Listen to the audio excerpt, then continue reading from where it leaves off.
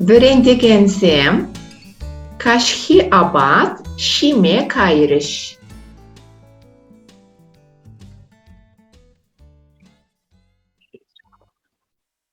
İlk yandan. Anlamadım, evet. Bir daha. Tekrar. Öğrendigensem, kaşhi abat, şime kayırış. Öğretmenler. Ha, öğretmenler. Sem çokluk. Öğretmenler. Öğretmek, öğretmek ya. Öğrendigen akanekten öğretmen. Kaşhi abat, şime kayırış. Kaş. Kaşhi. Kaş, kelime kökü. Kaşhi. Kaşhi. Keş, geç olabilir mi? Keşki. Geçki. Akşamki. Akşam. Akşam? Kiç.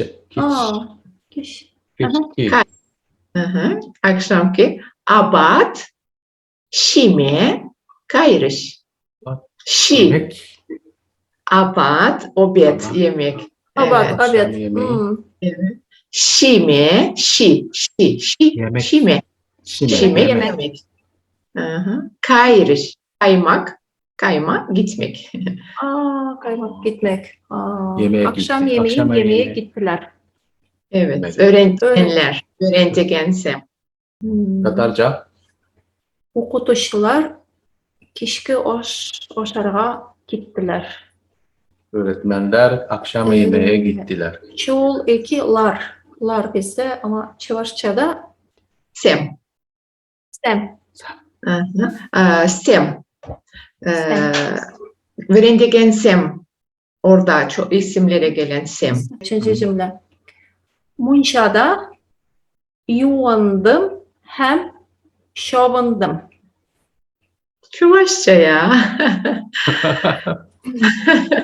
Evet, aynı kültür değil mi? Seviyoruz. Aynen.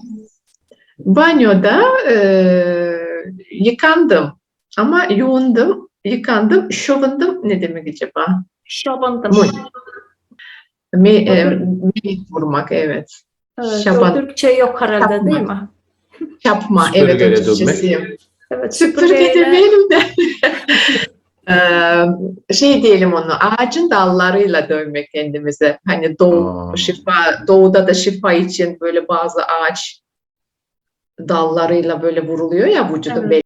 Dal, orada dal ama bizim Yaprak. ya ağacın yaprakları.